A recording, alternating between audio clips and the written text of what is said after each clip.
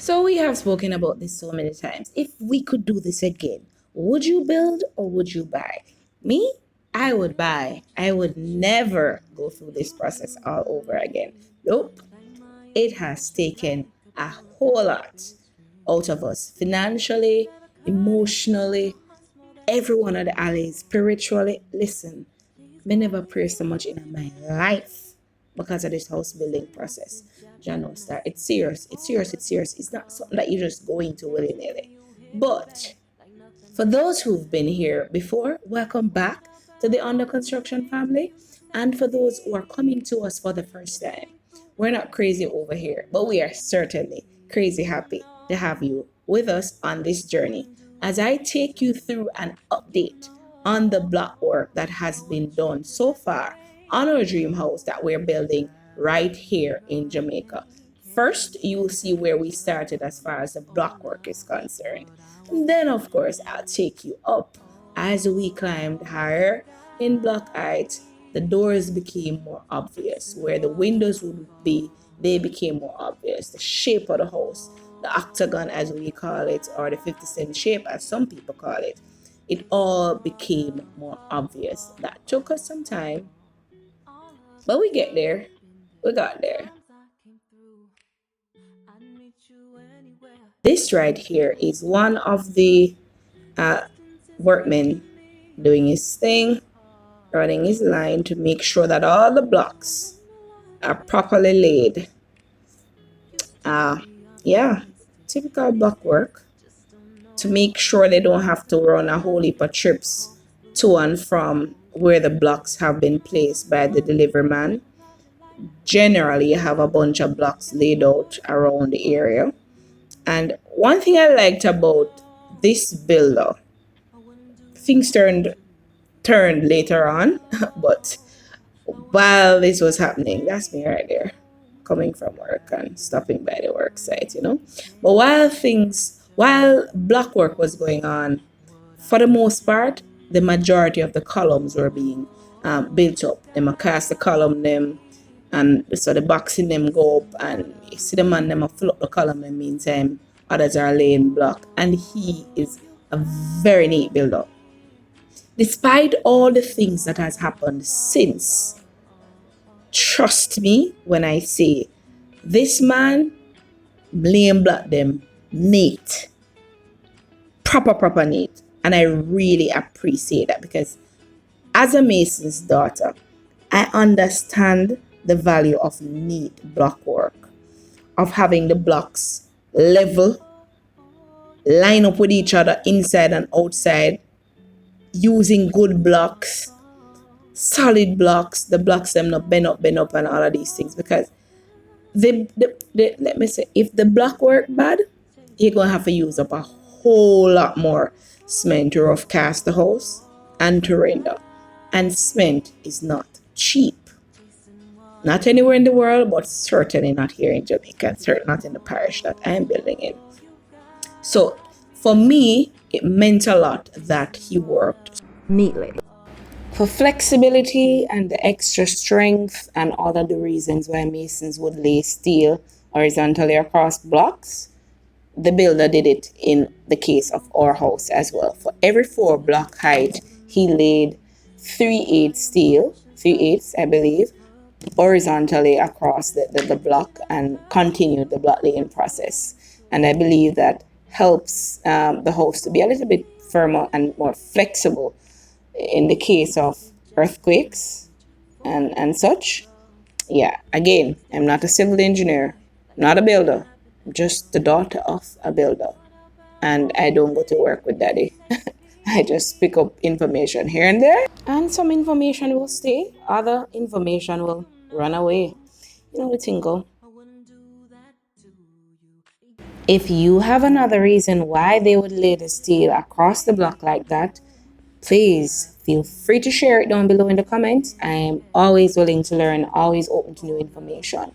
But yeah, there goes our mason again, continuing on with the building process, joking around with the laborers on the work side as usual, running them jokes. This mason here take jokes kind of seriously still, you know. He's a Christian, so he doesn't run any and every kind of joke. So, you know, the workmen them know the thing go, so them tread lightly sometimes, but you don't know the thing go already on work side. Some things will be said that cannot be unsaid, that I wish I never heard, but such is life, you know. Used to be optimistic. These days I just don't know. Pick a fence in the valley. In a previous video, I mentioned that this builder has charged us 2,500 Jamaican dollars per square. And we're building a house that is 1,732 square feet, but only a section of that house. So as we speak, and as you can see, we're only building a section which amounts to 2 bedrooms, including the primary bedroom, and 2 bathrooms, including the primary bath and a walk-in closet. So when you calculate the total amount of money that the builder would have charged us for the entire section of the house, it amounts to over $1 million in labor fees, his own. And that includes, of course, steel, lining out, casting the foundation, and all of that. He had a guy who helped him with the steel work, as you saw in previous videos. So fret not, it's not just $1 million to lay blocks and cast up the block pockets and all of these things. It does include other things.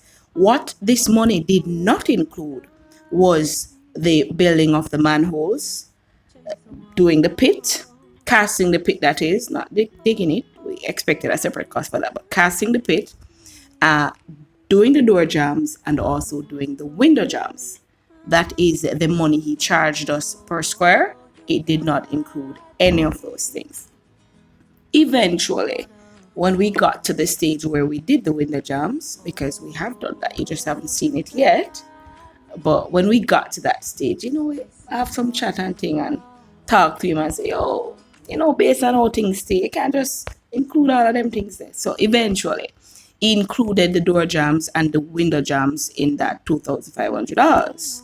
Of course, the manholes, whole different cost. So we had to pay separately for those to be made. A pair of puppet strings. Did it ever occur to Now, some people would say that since he charged per square, the cost of the manholes should have been included. Should it have? What do you think? Let us know in the comments down below. At this stage, it doesn't really change what happened, but let us know down below in the comments. As he moved from stage to stage, we made certain payments. So the last block video that you saw, he would have taken the house to window height. And once it got to window height, he was due a payment. So we paid him there. He's now taking the house to Lintel. And once he took it to Lintel, he was due his second payment for the block work. And of course, we not each one we pay people, because we get the money and him do the work and we pay him. And so yeah, he was a willing worker for the most part. To interrupt our flow just a little bit, this dude is throwing the dirt back into the corners of the foundation. Now, I had a little challenge with that because where me grew up, I generally see them put dirt like this in the foundation. I generally see them put stony sand. I think them call it river shingle. That's what they use to fill up the house and what heap of stone in it. And then them throw sand on top of it or gravel or whatever. So I had a little bit of challenge watching that part, but eventually all that was done. Some of the dirt came up and river shingle was thrown in, and you'll see that when we get to that stage. This that you're seeing here, this joining of blocks and the cement in between the broken pieces of blocks, I also had a challenge with. So I asked the builder, why is it that no columns was placed there? Why are the blocks joined? He gave an explanation.